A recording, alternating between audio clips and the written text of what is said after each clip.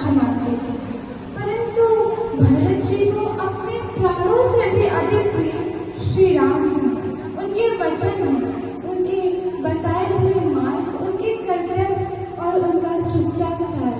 परंतु कैकेयी माता मंथरा जी के शब्दों में उलझकर वो पुत्र मोह में एक ऐसा कार्य कर बैठती हैं जिनसे महाराज दशरथ अपने प्राण त्याग देते हैं और भरत जी माता कैकेयी को माता कहने से मुकर जाते हैं। अब इसी बीच में मंथरा और भरत और कैकेयी माता का संवाद होता है।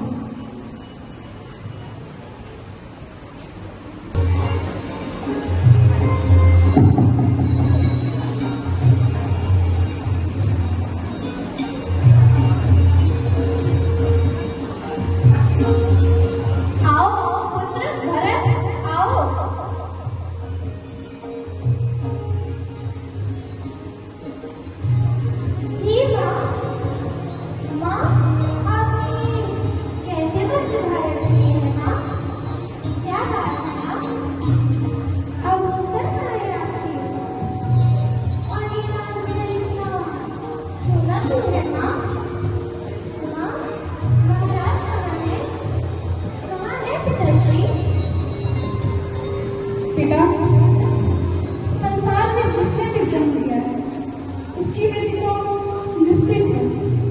तुम्हारे पिता देवलोक को प्राप्त हो गए। क्या? ये सब कैसे हुआ माँ? और भैया कहाँ है?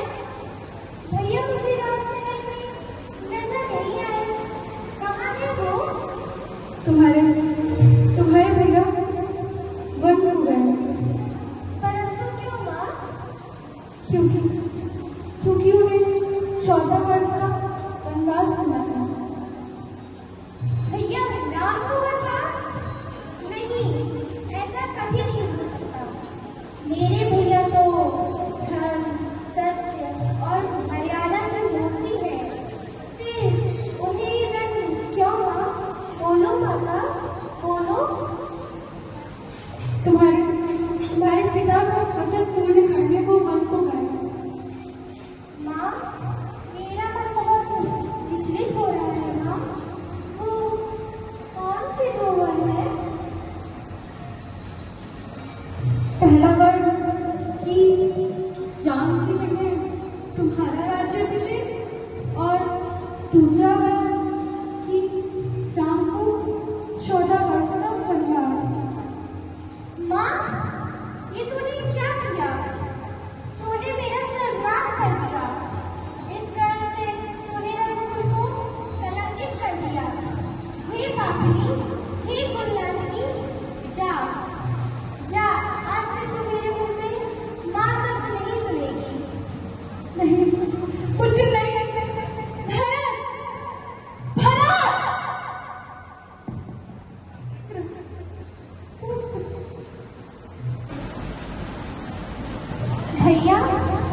भैया मैं आ गया आपकी शरण में। भरत मेरे भाई। भैया भैया भैया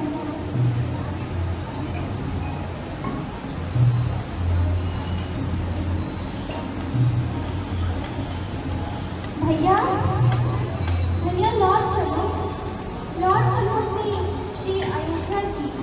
पूरी अयोध्या जी आपके बिना सुनी है। नहीं भरत, मुझे पिताजी की आज्ञा के अनुसार 14 वर्ष तक वन में ही रहना होगा। भैया, यदि आप अयोध्या जी नहीं चलते तो मैं भी यही रहूंगा और आपकी सेवा करूंगा।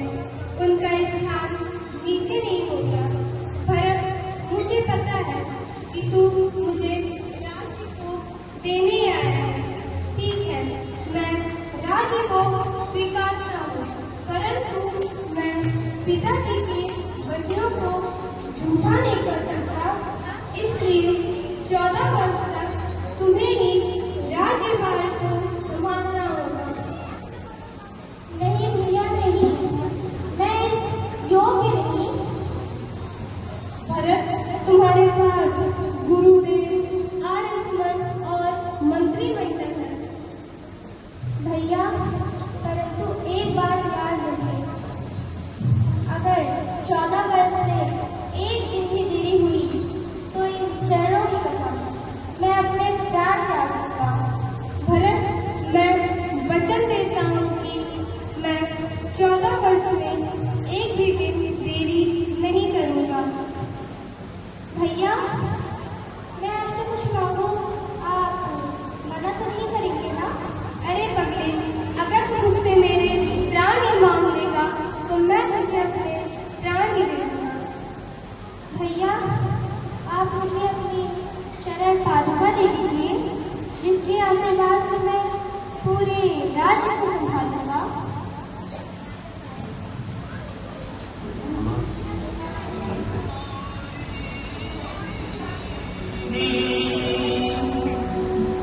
सादर भरत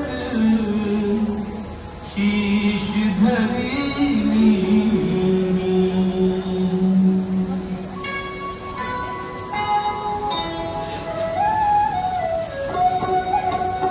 राम भक्त